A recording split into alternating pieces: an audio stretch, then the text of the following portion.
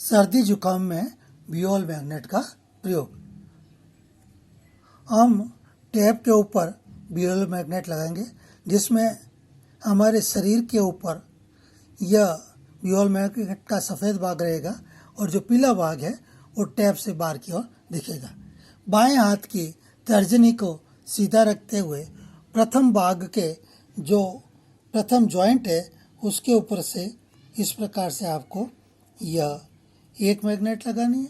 फिर यह दूसरी टैप पे जो सफ़ेद मैग्नेट है जो स्किन को टच करेगी, पीला है वो बाहर रहेगा, इसको जो तर्जनी के दूसरा जॉइंट है उसके ऊपर इस प्रकार से इसको लगाया जाएगा। इसको आपको 4 घंटे लगा करके रखना है और वापस हटा लेना है। रात को सोते वक्त फिर लगाएं और सुबह इसको वापस हटा लें।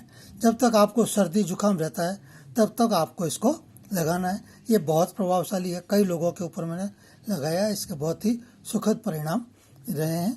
आप अपने सभी परिवार के सदस्यों को, मित्रों को बताएं, लाइक करें, सब्सक्राइब करें। धन्यवाद, नमस्कार।